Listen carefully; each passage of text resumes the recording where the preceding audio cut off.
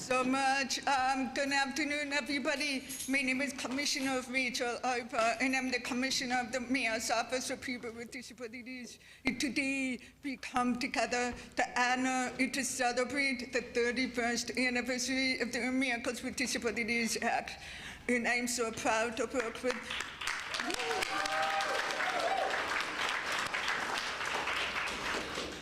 and we've come a long way, but we still have more work to do, and I'm so honored and proud to do this work with Mayor Lightfoot. And without further ado, I'm going to turn this over to Mayor Lightfoot.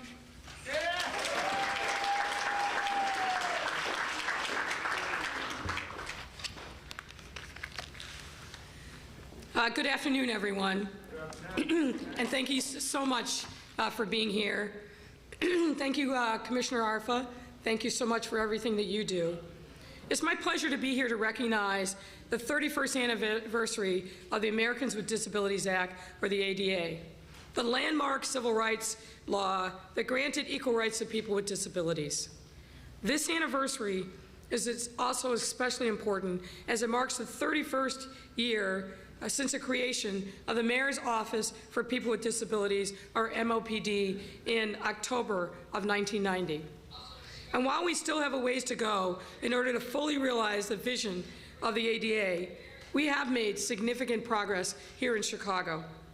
For example, last year, I named Rachel Arfa as our MOPD Commissioner, making her the first deaf commissioner to serve in this role and the first deaf member of the City of Chicago's mayoral cabinet ever.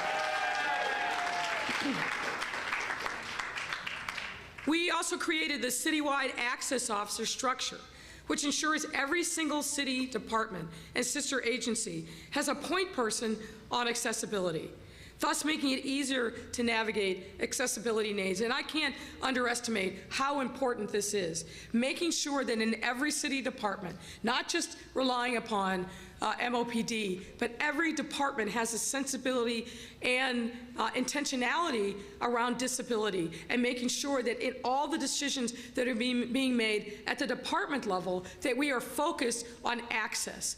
That, ladies and gentlemen, is historic and important.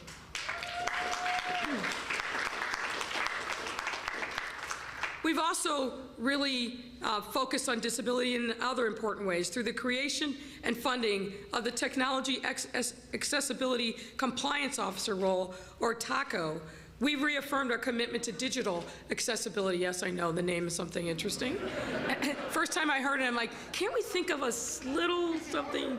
But the point is that you all know this. Making sure that our folks have digital accessibility is also critically important to really making the city itself and its resources more accessible to the disability community. And through city agencies like the CTA, we've created and are currently working to secure more funding for every single CTA station to have accessibility through the All Stations Accessibility Program, or ASAP, which has and continues to make our stations, trains, and buses more accessible for people with disabilities. And let me just tell you this, Secretary of Transportation, Peter Buttigieg, was here in town, and Dorval Carter, the president of the CTA, specifically highlighted this urgent need, not only in his public comments, but also in private comments with the secretary. And we're going to press to make sure that we get the resources we need to meet this goal, because it's so important to all of our residents.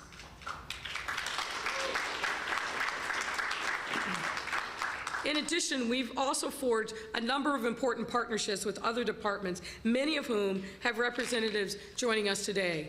For example, our Department of Cultural Affairs and Special Events is committed to putting on performances with performers with disabilities, some of whom you just heard from today. And our Department of Public Health has hosted vaccine clinics and events for our residents with disabilities.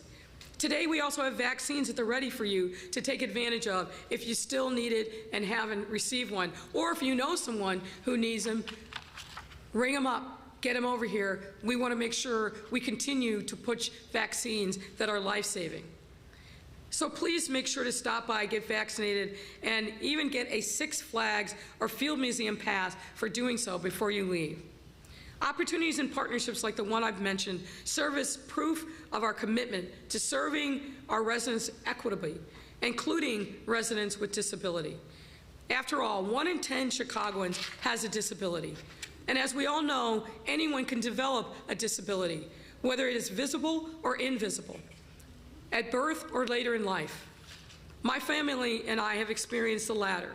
Some of you know that my father was a deaf man, but he lost his hearing when he was in his early 20s, when my 2 oldest siblings were children, and my mother and he were very young in their marriage. So I grew up with my father, knowing him as a deaf man, watching him struggle, watching him try to fit in, and knowing that he was denied opportunities and discriminated against simply because of his disability and the color of his skin. So this is very, very personal to me. It's important that we build opportunities for engagement with all of our residents, and we need not leave anyone behind, certainly not as a result of a disability. I know that if the ADA was passed earlier in my father's life, he would have had greater access to employment opportunities and upward mobility. And now as I navigate my own journey with hearing loss, and many of you know I've been wearing hearing aids for over a decade, I'm even more dedicated to ensuring residents living with disabilities are given a fair, equal shot to all life has to offer. It's critically important. Watching my father and that feeling of isolation that too often he experienced, even in family gatherings, and then magnify that out across a whole city, and magnify that into not just family settings, but just navigating everyday life. We can and we must do better as a city. We must do more to make sure that we are truly inclusive, not just on race or ethnicity, but also on disability. So as we commemorate the 31st anniversary of the ADA and the 31st anniversary of the formation of the MOPD, I want you all to know that I am personally committed to working with all of you, along with all of our city departments, MOPD-led, to continue making Chicago the most accessible city in the nation. Through additional partnerships we've forged during the COVID-19 pandemic, we've been able to take meaningful steps towards accomplishing that goal. But we've got many more steps on our journey, and I want to make sure that we are fully engaged. That's why we set up a working group focused around vaccine distribution for people with disabilities. And that working group, many of the members who are here today, I want to thank them for all their hard work, everything that you've done to get vaccines to our residents with disabilities in the most equitable, efficient, and accessible way possible. But let me also challenge this same group. What we've learned from COVID is that we must attack head-on the challenges that we face. We set and built many tables around healthcare access disparities that are going to serve us well now as we are finally, hopefully, putting COVID-19 in the rearview mirror. But we need to make sure that we have that same intentionality around the tables that we've set around vaccine equity in the disabled community. There are many things that we can do together to build on the success that we've had in vaccine, to open up more opportunities. I believe in partnership. I believe that we get the best work done, we form the best policies when we are united together. We are listening to the lived experience of people whose lives we're trying to affect for the better. What's the saying in the disability community? Nothing for us without us. That's the same here. The challenge, but also the great opportunity, is to continue this sense of purpose that we forge around the vaccine, around the virus, and then take that forward and build and scale it up in thinking about more ways in which we can make Chicago more accessible than ever before. I want to also focus on for a moment our first social media story to promote the vaccine to people with intellectual and developmental disabilities. And for that, I want to give a special thanks to Elijah and Ned for letting us photograph them as they went through the vaccine process. as well as Infinity Teach, the Self-Advocacy Alliance, and MLPD staff for creating this important resource.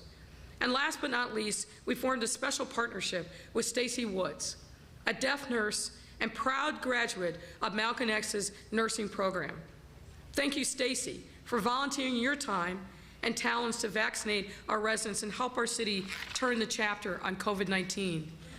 During the pandemic, we have learned many lessons about accessibility and engagement, with one of the most important being that we cannot quickly revert back to the old ways of doing things.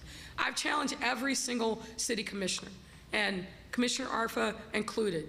What did we do during COVID that we need to keep and build upon?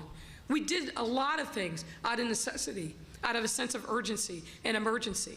But there are many things that we need to keep because they make sense. They are the right things to do. They help support residents across a broad array of neighborhoods, broad array of experiences. Let's build on that success and walk this journey together. So thank you so much for being part of this special announcement and program. Thank you so much for everything that you do. And let's keep making sure that Chicago is a great city because every voice is heard. Thank you very much.